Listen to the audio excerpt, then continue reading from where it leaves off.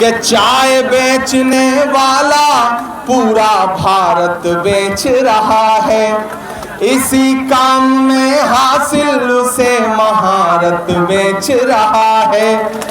कि रेल बिक गई, तेल बिक गया, बिका हवाई अड्डा। पहली बार मिला हूं आज चौधरी इलियास साहब से, इनके किस्से सुना करता था। किसी ने एक शेर कहा है कि हम सायादार पेड़ जमाने के काम आए, हम सायादार पेड़ जमाने के काम आए, और सूखने लगे तो जलाने के काम आए। और टूटी हुई तलवार कभी फेंकना नहीं, शायद ये दुश्मनों को डराने के काम आए। ये जो बुजुर्ग हैं ये हमारे सर का असासा हैं, हमारी दस्तार हैं, हमारी पगड़ी है, हमारा साफा है। ये जब तक है तब तक गनीमत समझो। और ऐसे बुजुर्गों के लिए कोई इधर उधर, कोई नफा नुकसान, कोई और सियासी बात नहीं सोची जाती। ये हमारा आपका वकार है। कांग्रेस पार्टी का एक एक नेता इनकी इज्जत करता है। मुझे पार्टी ने कहा कि इमरान साहब जाइए और पुन्हाना में चौधरी इलियास साहब के लिए दिल से अपील करके आइए। बाबा ही कह दो, बाबा ही कह दो। पंजा हर दिन कमल पर शिकंजा कसता जा रहा है, कमल मुरझा रहा है, पंजा आ रहा है। अगर आपने हरियाणा जिता करके कांग्रेस पार्टी की झोली में डाल दिया तो दिल्ली की सरकार ज्यादा दिन नहीं चलेगी, क्योंकि ये हरियाणा है जहां एक बार लठ गाड़ देता है, गाड़ देता है। जितना भाजपा की रैलियों में भीड़ होती है उतना तो यहाँ स्टेज पर बैठे हुए हैं। मुझे पता है वोट मांगने की आपके बीच में जरूरत नहीं है, बस मैं तो आपको सैल्यूट करने, आपको सलाम करने आपकी मिट्टी में आया। आपसे 2-3 जिम्मेदारी भरी बातें करना चाहता हूं। आने वाली 5 तारीख को आपको अपने घरों से बाहर निकलना है और न सिर्फ पुन्हाना के मुस्तकबिल का फैसला करना है बल्कि हरियाणा के मुस्तकबिल का भी फैसला करना है। ये जो 4 सूबों के इलेक्शन हैं, इन इलेक्शन पर दिल्ली की गद्दी टिकी हुई है। मीडिया के किसी भी इंसान से पूछ लीजिए, वो आपको बता देगा कि जिस पार्टी का हरियाणा होता है उसी की दिल्ली होती है। इसलिए मैं आपसे गुजारिश करने आया हूं कि इस इलेक्शन का मकसद बहुत बड़ा है। मैंने कहा ना, इस इलेक्शन का मकसद बहुत बड़ा है। दिल्ली में बैठे हुए नरेंद्र मोदी जी जब 400 पार का नारा लोकसभा में लगा रहे थे तो उन्होंने ख्वाबों ख्यालों में भी नहीं सोचा था कि वो 240 पे आके टिक जाएंगे। और अब 5 तारीख को आप घरों से निकलेंगे और जब 8 तारीख को रिजल्ट आएगा तो अगर आपने, खास तौर से पुन्हाना वालों, मेवात वालों, आपने कांग्रेस पार्टी के कैंडिडेट को जिता करके, चौधरी इलियास साहब को जिता करके असेंबली पहुंचा दिया तो आप जिता करके तो एमएलए बना के पहुंचाओगे, कांग्रेस पार्टी वहां से इंशाल्लाह वापस मिनिस्टर बना करके भेजेगी। इस लड़ाई में आपको एक बात जहन में रखनी है कि ये जो आपके बीच में वोट बांटने की साजिशें करने वाले घूम रहे हैं, इनसे होशियार रहना है। जो आज खुद को आजाद कह रहे हैं, दरअसल उनकी डोर नरेंद्र मोदी और अमित शाह के हाथ में है। ये सिर्फ नाम के आजाद हैं। ये जैसे ही इनको कुछ हासिल होगा ये पलट के फिर उसी गोद में बैठ जाएंगे जहां से निकल के आए हैं। इसलिए मेरी गुजारिश है कि रत्ती भर भी बहकना नहीं है। वादा किया गया था उजालों का क्या हुआ, जन्नत के उन हसीन हवालों का क्या हुआ। शाहों की सैर के लिए रास्ते तो बन गए लेकिन हमारे पैर के छालों का क्या हुआ। पिछले 10 साल में भारतीय जनता पार्टी ने हरियाणा को लूटने का काम किया है। यहां का नौजवान जो सेना में जाने के सपने पालता था, सेना में भर्ती होकर के सरहदों की हिफाजत के ख्वाब देखता था, उन ख्वाबों को भारतीय जनता पार्टी की दिल्ली में बैठी हुई सरकार ने अग्निवीर ला करके कुचल दिया। प्रधानमंत्री उधर नारा देते हैं बेटी बचाओ बेटी पढ़ाओ, और हरियाणा की वो बेटियां जो ओलंपिक मेडल लाती हैं, जब वो अपना हक मांगने के लिए दिल्ली के जंतर मंतर पर जाकर के बैठती है और इंसाफ की गुहार लगाती है, तो यही भाजपा सरकार की पुलिस हरियाणा की उन्हीं बेटियों को दिल्ली के जंतर मंतर पर घसीटने का काम करती है। ये भाजपा है। ऐसी सरकार को उखाड़ फेंकने का दिन आ गया है। ये इलेक्शन सिर्फ एमएलए चुनने का इलेक्शन होता तो शायद मैं आपके सामने दामन फैलाने नहीं आता। मैं पिछले एक हफ्ते से जम्मू कश्मीर के चुनाव में था, उसके बाद लौट के आया तो फिर पूरे हरियाणा में टहल रहा हूं, घूम रहा हूं, जा रहा हूं लोगों के बीच में। एक तरफा कांग्रेस का माहौल है, पूरा सिस्टम जाम पड़ा है, जिधर भी निकल जाइए पंजा ही पंजा दिखाई पड़ रहा है। इसलिए मेरे भाई चूकना नहीं है, बिल्कुल चूकना नहीं है। इस बार तो चौधरी साहब के लिए बच्चा बच्चा बोल रहा है कि बाबा बाबा बाबा। हम आतिशे सोजा में भी हक बात कहेंगे, कुंदन की तरह दहर में ताबिंदा रहेंगे। तारीख बताती है कि हर दौरे सितम में हम जिंदा थे, हम जिंदा हैं, हम जिंदा रहेंगे। इमरान प्रतापगढ़ी, इमरान प्रतापगढ़ी, प्रतापगढ़ी। कोई ताकत अब हरियाणा में कांग्रेस पार्टी की सरकार बनने से रोक नहीं सकती है। मैं तो 4 मिसरे पढ़ता हूं कि दायरे में सिमट के आएगा। सही कह रहा हूं ना? थके तो नहीं है आप? मुझे पता है पिछले 5 घंटे से इंतजार कर रहे हैं, लेकिन ये पुनाना के लोग हैं, नई बिछौर के लोग हैं, इतनी जल्दी थकने वाले लोग नहीं है। कि दायरे में सिमट के आएगा, हर रवायत से हट के आएगा। आंधियों को जरा खबर कर दो, आंधियों को जरा खबर कर दो, शेर वापस पलट आएगा। भाजपा की रैलियों में भीड़ नहीं है, किराए के लोग लाए जा रहे हैं, और वो जो किराए के लोग हैं ना, उनमें जोश है ना हौसला है। ये जो भाजपा के लोग हमसे सवाल पूछते थे कि बताओ कांग्रेस वालों 70 साल में क्या दिया, हम तो उनसे कहना चाहते हैं कि अरे भाजपाइयों, जो भाजपा सरकार अपना चलाया हुआ 2000 का नोट 7 साल नहीं चला सकी, वो हमसे 70 साल का हिसाब मांगती है। नरेंद्र मोदी जी झूठ बोलते हैं, इस देश के प्रधानमंत्री हर सुबह शाम झूठ बोलते हैं। मैंने उनसे बड़ा अदाकार नहीं देखा है। अमिताभ बच्चन, दिलीप साहब तो छोटे एक्टर हैं, नरेंद्र मोदी जी बहुत बड़े एक्टर हैं। लेकिन इस बार राहुल गांधी जी ने ऐसा पंजा भिड़ाया है कि नरेंद्र मोदी जी पार्लियामेंट में राहुल गांधी जी के सामने ऐसे बैठते हैं जैसे नेता राहुल गांधी हो और प्रधानमंत्री जी चुप बैठे हो। ये आपकी दुआओं की वजह से हुआ है। एक दिन पार्लियामेंट में भाषण दे रहे थे, बोले बताओ कांग्रेसियों 70 साल में क्या बनाया। इधर मैं बैठा था, मैं खड़ा हुआ, मैंने सोचा कि एक एक नाम गिनाना शुरू करूं, तब तक दीपेंद्र हुड्डा बैठे थे। उन्होंने कहा इमरान भाई मत बताओ, जो बताओगे ये उसको भी बेच देंगे, इनका काम सिर्फ बेचने का है, इनको कुछ मत बताओ। ये पिछले 10 साल में सिर्फ बेच रहे हैं। यही काम हरियाणा में मनोहर लाल खट्टर से करवाया गया। एक पर्ची वाला मुख्यमंत्री लाके थोप दिया गया, जैसे राजस्थान में एक पर्ची वाला मुख्यमंत्री थोपा गया है, उसी तरह से हरियाणा में थोपा गया।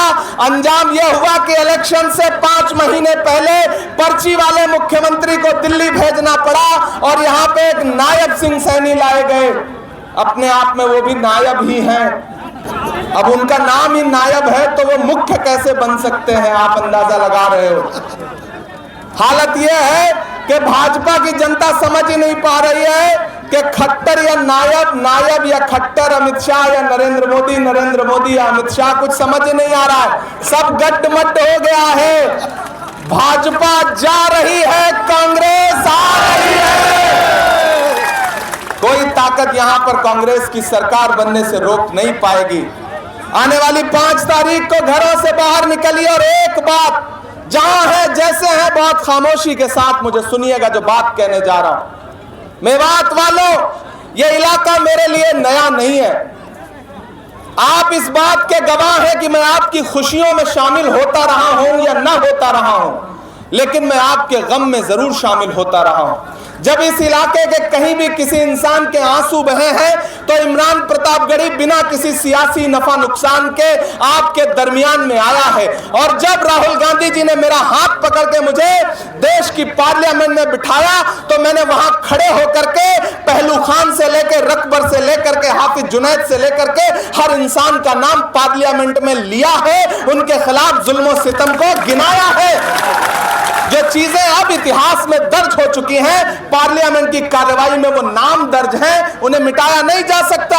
आपके इस बेटे ने आपके लिए ये किया है, इसलिए आप पर मेरा हक है। मैं आपसे एक बात बहुत जरूरी कहने आया हूं। आप बहुत जज्बाती लोग हैं, बड़े भोले लोग हैं, सच्चे लोग हैं, जल्दी से किसी की बातों में आ जाते हैं। लेकिन एक बात मुझे बताओ मेवात वालों, पुन्हाना वालों, याद करो आज से 2 साल पहले का वो मंजर जब पूरे मुल्क में नफरत का माहौल बनाया गया था। कोई उस नफरत के खिलाफ बोलना पसंद नहीं कर रहा था। लोग आपकी परछाइयों से दामन बचा रहे थे। ऐसे में दिल्ली में एक इंसान उठ खड़ा हुआ और उसने कहा कि मैं कन्याकुमारी से कश्मीर तक पैदल जाऊंगा, अपने पैर के छालों की परवाह नहीं करूंगा। एक नारा लगाऊंगा कि नफरत छोड़ो भारत जोड़ो।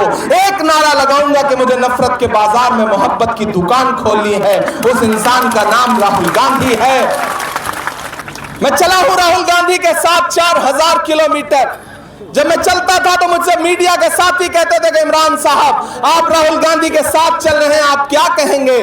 तब मैं कहता था कि जो हर जालिम से टकराएगी वो आंधी बनाऊंगा, जो हर जालिम से टकराएगी वो आंधी बनाऊंगा। नए अंग्रेज आए हैं, नया गांधी बनाऊंगा। इस मुल्क को एक नए गांधी की जरूरत थी और वो नया गांधी राहुल गांधी आपके बीच में है। और उसका अंजाम यह हुआ कि पूरी तिकड़म लगाने के बाद भी भारतीय जनता पार्टी बहुमत के पास नहीं पहुंच पाई दिल्ली में। अब हालत यह है कि 2 बैसाखियां हैं, एक नीतीश बाबू, दूसरी चंद्र बाबू। कब एक बैसाखी सरकी, सरकार टपकी। बहुत दूर नहीं है वो दिन, लेकिन वो कब होगा? जब हरियाणा जिता करके कांग्रेस की झोली में डालोगे, क्योंकि जिसका हरियाणा होता है उसका पूरा जमाना होता है। तो आपको यह करना पड़ेगा। राहुल गांधी को मजबूत करना चाहते हो और अगर चाहते हो कि दिल्ली की गद्दी पर राहुल गांधी प्रधानमंत्री बन के बैठे तो उसकी शुरुआत 5 तारीख से करो। घरों से निकलो, चौधरी इलियास के लिए हाथ के पंजे के सामने वाला बटन दबाओ, यहां कांग्रेस का मुख्यमंत्री बनाओ। और आने वाले दिनों में वो दिन दूर नहीं है जब दिल्ली में भी कांग्रेस पार्टी की सरकार बनेगी। और ये जितने नफरत के अलंबरदार हैं ये अपनी नफरत लेकर के अपने अपने घरों में बैठ जाएंगे। आप तो इस बात पर ईमान रखते हो ना कि मजदूर का पसीना सूखने से पहले उसकी मजदूरी उसे दे देनी चाहिए। रखते हो ना इस बात पर ईमान? ये हमारे बुजुर्गों का कौल है। हम इस बात पर ईमान रखते हैं कि मजदूर का पसीना सूखने से पहले उसकी मजदूरी उसे दे देनी चाहिए। मैं आज पुन्हाना के नई बिछौर में 12 गांवों के तमाम सरपंचों, तमाम अवाम के बीच में खड़ा होकर के यह कहना चाहता हूं कि मैंने देखा है राहुल गांधी के पैर के छाले, मैंने देखा है राहुल गांधी के माथे का बहता हुआ पसीना। मैं आज पुन्हाना में आपसे राहुल गांधी की मजदूरी मांगने के लिए आया हूं और वो मजदूरी है कि राहुल गांधी जी ने चौधरी इलियास साहब को अपना प्रतिनिधि बना करके, नुमाइंदा बना करके आपके बीच में भेजा है। अब आपकी जिम्मेदारी है कि चौधरी इलियास साहब को असेंबली पहुंचाइए। मैं कोशिश करूंगा कि आप अपने इस बुजुर्ग को असेंबली विधायक बना के पहुंचाओ और कांग्रेस पार्टी इन्हें वापस मिनिस्टर बना करके आपके बीच में भेजे। ये मैं कोशिश करूंगा। नया पाने की चाहत में पुराना छूट जाता है, तुझे अपनाऊं तो मुझसे जमाना रूठ जाता है। मोहब्बत पढ़ने लिखने में बहुत आसान है, लेकिन मोहब्बत को निभाने में पसीना छूट जाता है। गर्मी बहुत है, आप कई घंटे से परेशान हैं। भीड़ इतनी ज्यादा है कि कई लोग तो ये बल्लियों पर टंगे हुए हैं, लेकिन ये भी हरियाणा का एक रंग है। भारतीय जनता पार्टी को ढूंढने से भीड़ नहीं मिल रही है और यहां भीड़ जमीन पे आ नहीं रही है, बल्लियों पे बैठना पड़ रहा है। असली हरियाणा का मूड यही है। आप दिल्ली में किसी भी चैनल वाले से पूछ लो तो वो पहले आंख बंद करेगा, फिर बोलेगा भैया हरियाणा में तो कांग्रेस आ रही है। ये बात कहते हुए गोदी मीडिया के हलक में फंस जाती है, लेकिन बोलना पड़ रहा है बेचारों को। दिल से निकल नहीं रही है बात, दिल से ये बात पच नहीं रही है, लेकिन बोलना पड़ रहा है क्योंकि अवाम ने फैसला कर लिया है कि भूपेंद्र सिंह हुड्डा जी के नेतृत्व में जो हरियाणा था वही हरियाणा फिर से वापस लाना है। ये पुन्हाना ने फैसला कर लिया है, ये हरियाणा ने फैसला कर लिया है। याद है नरेंद्र मोदी जी का वो नारा, भाइयों बहनों, बहुत समझदार लोग हैं आप, भाइयों बहनों बोल दो आप समझ जाते हैं किसकी बात हो रही है। बहुत समझदार, बहुत होशियार लोग। भाइयों बहनों, मुझे देश के खजाने की चाबी सौंप दो, मैं देश नहीं लुटने दूंगा, चौकीदारी करूंगा। अब तो मैं पार्लियामेंट में उनके सामने बैठता हूं तो वो बेचारे नजर थोड़ी सी झुकाते हैं और मैं वहां खड़ा होकर के उनसे पूछता हूं कि कहां सोया है चौकीदार। ताऊ लगना चाहिए कि हरियाणा में खड़ा हूं, ऐसे काम नहीं चलेगा। आपकी तालियों का शोर एक एक लाइन पे दिल्ली तक जाना चाहिए। तैयार रहिएगा, मैं नज़्म सुनाता हूं आपको कि कहां सोया है चौकीदार, कहां सोया है चौकीदार। हम तो आपकी खट्टर ने कर डाला हरियाणा का बंटा धार, कहां सोया है चौकीदार, कहां सोया है चौकीदार। विजय माल्या नाक के नीचे से हो गया फरार, कहां सोया है चौकीदार, कहां सोया है चौकीदार। गैस सिलेंडर की कीमत भी 1000 के पार, कहां सोया है चौकीदार। कि रेल बिक गई, तेल बिक गया, बिका हवाई अड्डा, सब कुछ बिकता देख के खुश हैं अपने जेपी नड्डा। कि जनता महंगाई की मारी, जनता महंगाई की मारी करती हाहाकार, कहां सोया है चौकीदार, कहां सोया है चौकीदार। मेरे भाई पुनाना वालों, एक ऐसा दौर है जब बोलने पे पाबंदी है, जब सोचने पे पाबंदी है, जब कुछ अच्छा सोचने पर पाबंदी है। ऐसे दौर में भी मैं झुका नहीं, मैं डरा नहीं, कहीं छुप छुपा के खड़ा नहीं। जो डटे हुए हैं महास पर मुझे उन सफों में तलाश कर। मैं लड़ रहा हूं आपके लिए। मुझे कांग्रेस पार्टी ने कहा कि इमरान जाइए, चौधरी लियाज साहब के लिए आवाम से अपील करिए। पुनाना वालों, मेरी एक बात को बहुत दिल पे लगा के बैठा के जहन में बैठा के जाना, और मुझे पूरा यकीन है कि 5 तारीख को आप अपने घरों से बाहर निकलेंगे तो मुझे मायूस नहीं करेंगे। मैं आपसे वादा कर रहा हूं, ये हमारे बुजुर्ग हैं, हमारे दादा की उम्र के हैं, और मैं इमरान प्रतापगढ़ी पूरी मजबूती से चौधरी लियाज साहब का हाथ पकड़ के वादा कर रहा हूं कि आप इन्हें जिता करके असेंबली पहुंचाइए। इंशाअल्लाह इन इलाकों में जो काम अब तक नहीं हुआ है वो काम आने वाले 5 साल में होगा, क्योंकि हरियाणा में कांग्रेस पार्टी की सरकार बनने जा रही है। और सरकार हो तो फिर अलग ही रंग होता है, अलग ही बात होती है। अगर सरकार ना हो तो, अगर मजबूत एमएलए ना हो तो थाने से मोटरसाइकिल छुड़वाना भी मुश्किल हो जाता है। लेकिन सरकार हो तो चौधरी लियाज साहब जैसा बुजुर्ग फिर वो कुछ अलग ही काम करेगा। तो मैं आपसे गुजारिश करता हूं कि उठाइए अपना एक एक हाथ और मुझे यकीन दिलाइए कि 5 तारीख को घरों से बाहर निकलेंगे तो आपका एक एक वोट हाथ के पंजे के सामने वाले बटन पे दबेगा। चौधरी लियाज साहब को एमएलए बनाइएगा, बनाइएगा ना, बनाइएगा ना, यहां से चौधरी साहब को जिताइएगा ना, मेरे आने की लाज रखिएगा ना। इंशाअल्लाह आप इन्हें जिताइए, इन्हें एमएलए बनाइए। 8 तारीख के बाद मैं पूरी कोशिश करूंगा आपके बीच में आऊं शुक्रिया अदा करने, और इंशाअल्लाह जरूर आऊंगा, ये मेरा आपसे वादा है। बहुत शुक्रिया।